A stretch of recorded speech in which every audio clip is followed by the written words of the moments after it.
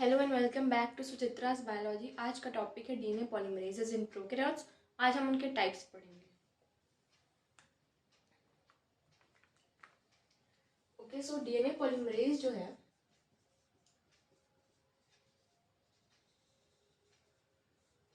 वो है कि डीएनए डिपेंडेंट डीएनए पॉलीमरेज हो सकता है,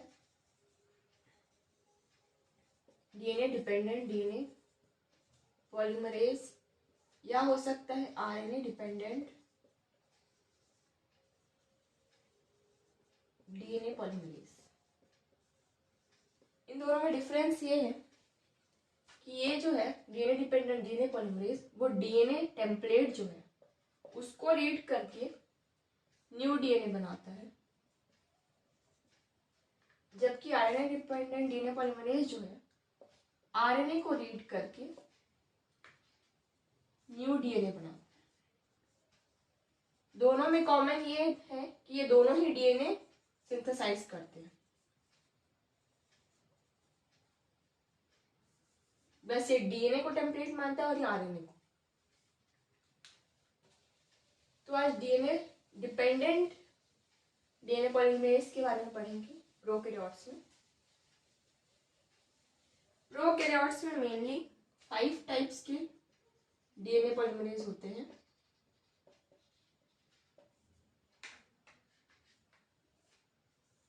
डीएनए पॉलीमरेज 1, डीएनए पॉलीमरेज 2, 3, 4 और 5।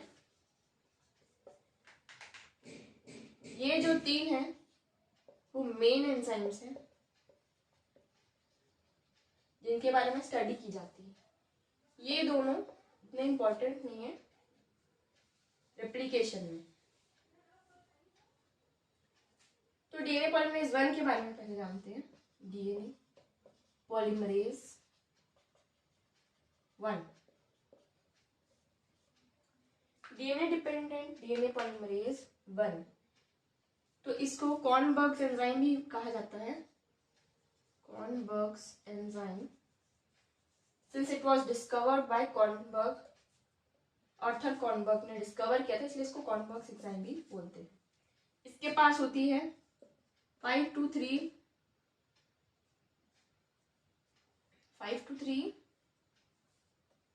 एक्सोन्यूक्लियस एक्टिविटी,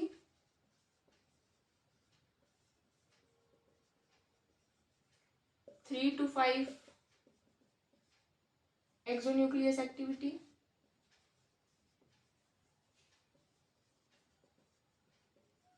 और 5 to 3 polymerase activity.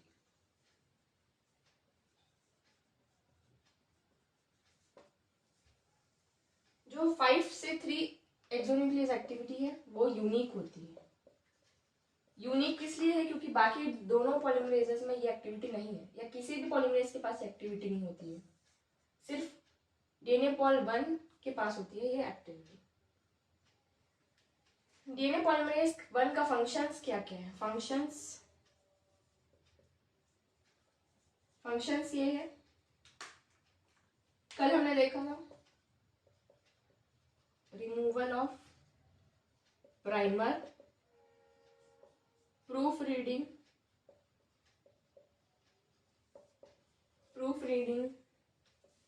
DNA repair में,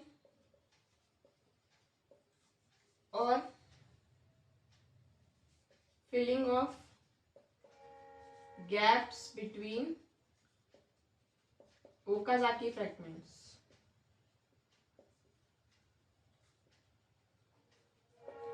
तो ये 4 इसके फंक्शंस हैं, और इसके पास ये 3 एक्टिविटीज होती हैं। ये डीएनए पॉलीमरेज 1 जो है it is encoded by Paul A gene, ठीक है, और it is made up of single सब यूनिट से बना हुआ है, सिंगल सब यूनिट।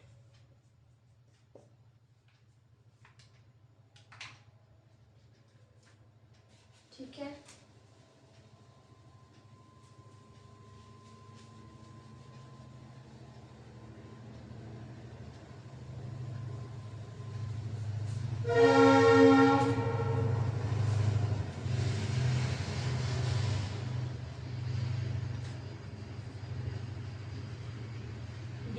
डीएनए पॉलीमरेज 2,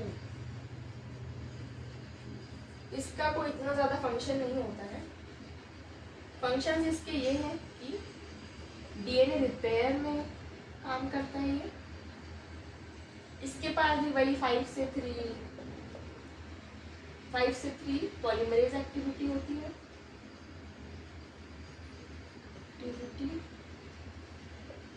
3 से 5 एक्सोन्यूक्लियस एक्टिविटी।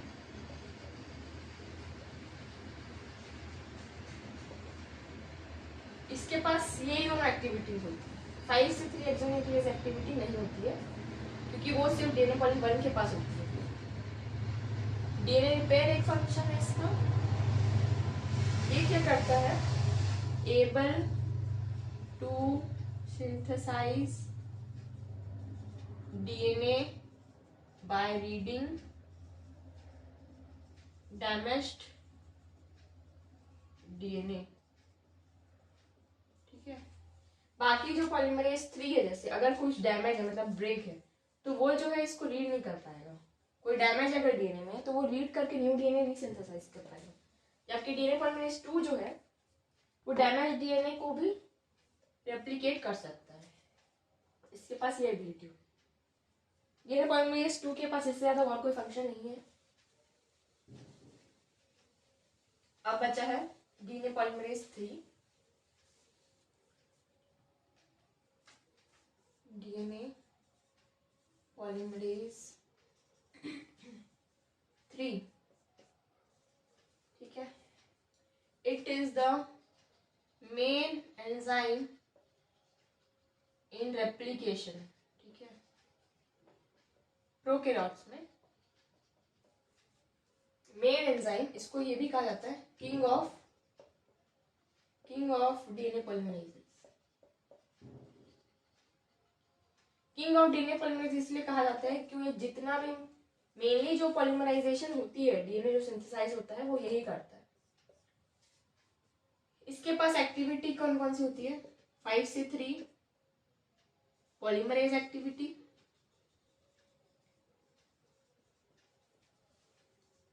3 से 5 एक्सोन्यूक्लियस एक्टिविटी,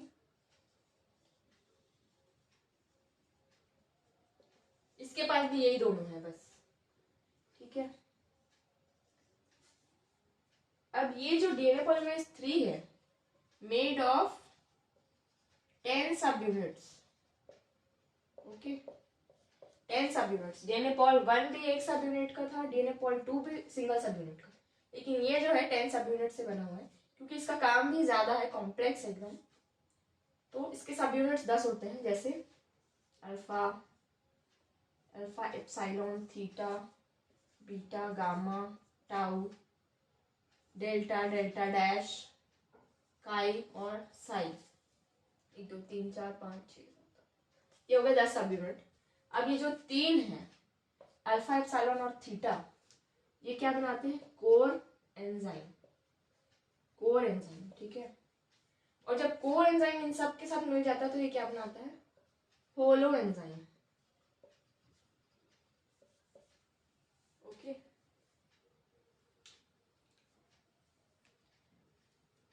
अब इसके फंक्शंस क्या क्या है इन सब यूनिट्स के, वो देख लेते हैं।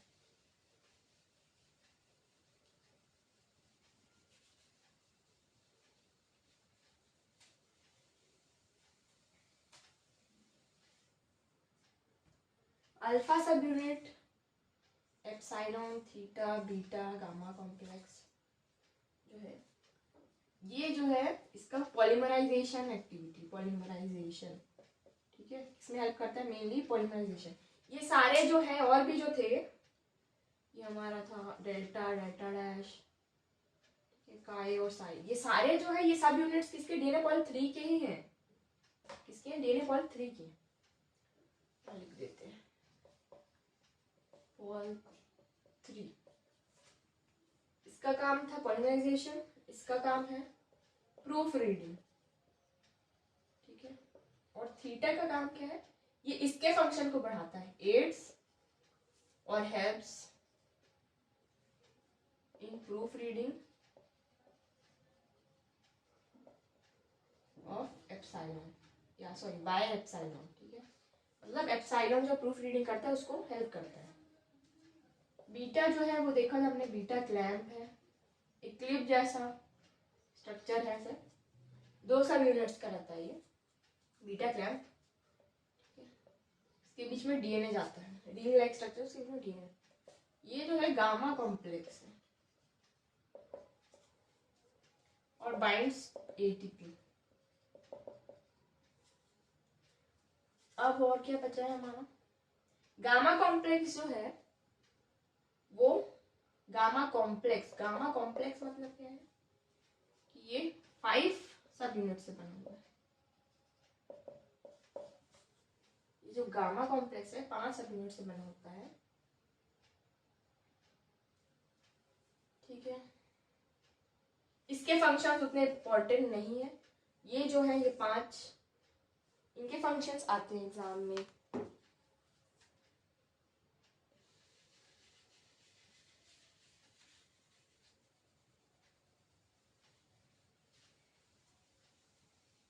और ये डीएनए पॉलीमरेज 3 जो है वो मोनोमेरिक फॉर्म में नहीं होता है, डायमेरिक फॉर्म में होता है।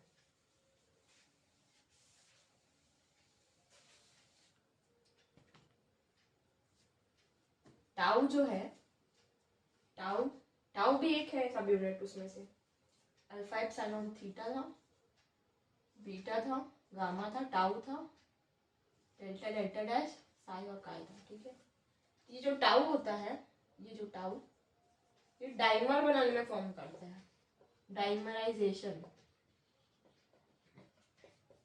ठीक है। जैसे कि यहाँ है अल्फा है, यहाँ पे भी अल्फा है, फिर एप्सिलॉन यहाँ पे थीटा है, एप्सिलॉन यहाँ पे थीटा।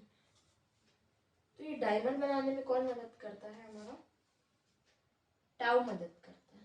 यहाँ पे टाउ रहता है, ये डायमर बनाने में फॉर्म करता है, मतलब ऐसे। तो यहाँ पे क्या आता है, डीएनए आ जाता है, फिर ये दोनों बाइंड कर लेते हैं ऐसे करके, ठीक है।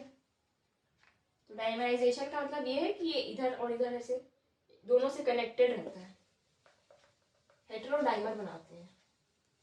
हेटेरोडाइमर इसलिए क्योंकि अलग अलग सब यूनिट है।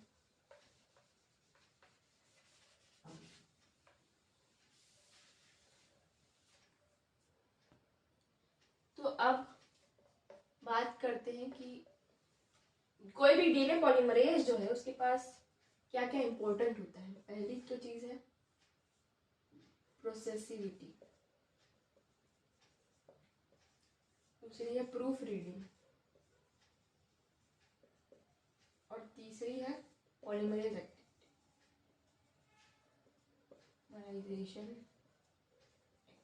ठीक है।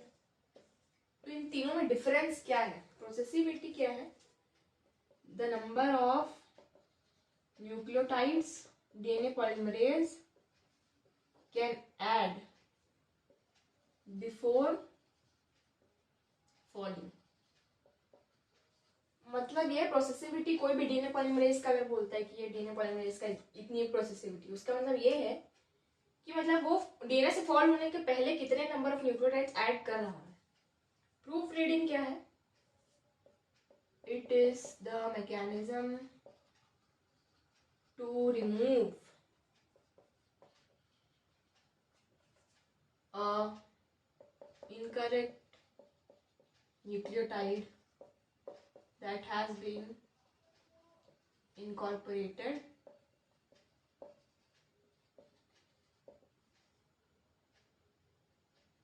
by mistake। मतलब जैसे कि यहाँ ए था डीएनए में, ए टी जी सी मान लो डीएनए, तो यहाँ पे क्या आना चाहिए, यहाँ पे तो टी आना चाहिए, यहाँ पे ए आना चाहिए, यहाँ पे सी आना चाहिए, लेकिन मान लो अगर टी आ गया तो मतलब ये गलत हो गया। तो प्रूफ रीडिंग से क्या होता है, इस गलत न्यूक्लियोटाइड को हटाया जाता है और सही न्यूक्लियोटाइड ऐड कर दिया, ठीक है। इसका मतलब ये है, प्रूफ रीडिंग का मतलब ये है कि अगर कोई गलत न्यूक्लियोटाइड ऐड हो गया है बाय चांस, तो उसको रिमूव करके जो सही न्यूक्लियोटाइड है उसे ऐड किया जाता है। पॉलीमराइजेशन एक्टिविटी क्या होती है, नंबर ऑफ न्यूक्लियोटाइड्स एडेड, ये न्यूक्लियोटाइड्स है ना, एडेड बाय डीएनए पॉलीमरेज पर सेकेंड। मतलब मैं एग्जाम्पल ले लेती हूँ, 1000 न्यूक्लियोटाइड्स पर सेकेंड, ठीक है। मतलब 1 सेकेंड में 1000 न्यूक्लियोटाइड ऐड कर रहे हैं, मतलब इसकी पॉलीमराइजेशन एक्टिविटी बहुत है। कुछ ऐसे पॉलीमराइज होंगे जो सिर्फ 250 न्यूक्लियोटाइड ही ऐड करेंगे, मतलब इनकी प्रोसेस पॉलीमराइज एक्टिविटी क्या है, कम है। ये 1000 पर सेकेंड वाली जो है पॉलीमराइजेशन एक्टिविटी डीएनए पॉलीमरेज 3 के पास होती है, क्योंकि बहुत हाईली पॉलीमराइजेशन एक्टिविटी है उसके पास। तो प्रोसेसिविटी सबसे कम किसकी होती है, 1 की और 2 की होती है, कम, ठीक है। प्रूफ रीडिंग भी, प्रोसेसिविटी तो 1 और 2 की कम होती है, पॉलीमराइजेशन एक्टिविटी 1 और 2 की कम होती है। बाकी प्रूफ रीडिंग तो तीनों में ही है, 1 2 3 में वही एक्सोन्यूक्लियस एक्टिविटी जो है।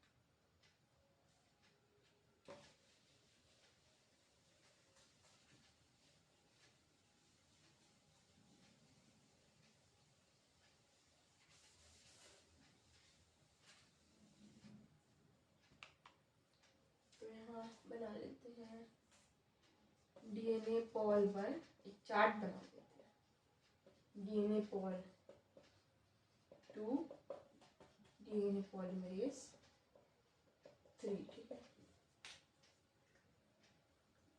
यहाँ पर लेते हैं 5 से 3 पॉलीमरेज एक्टिविटी किसके पास है, 3 से 5 एक्सोन्यूक्लियस एक्टिविटी, 5 से 3 एक्सोन्यूक्लियस एक्टिविटी, नंबर ऑफ सब यूनिट्स,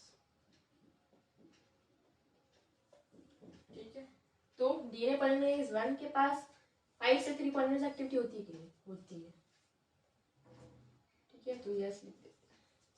फिर डीएनए पॉलीमरेज 2 के पास होती है कि होती है, भाई डीएनए पॉलीमरेज है तो पॉलीमराइजेशन तो करेगा, लेकिन कुछ ये कम करता है, ये कम करता है, लेकिन इसके पास ज्यादा होती है, बस ये तीनों ही है तो शो करेंगी।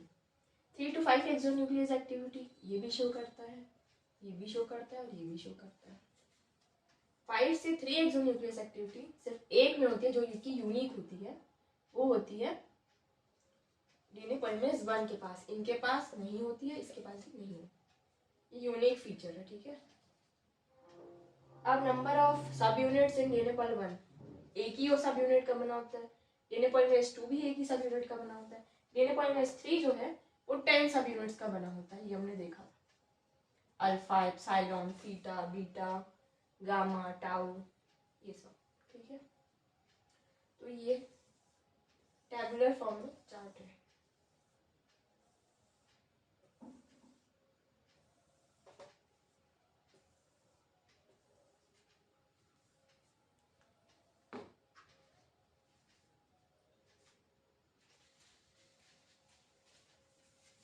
तो इसके साथ खत्म होता है डीएनए पॉलीमरेज, उसके टाइप्स, उसके फंक्शंस, किसके पास कौन सी एक्टिविटी होती है।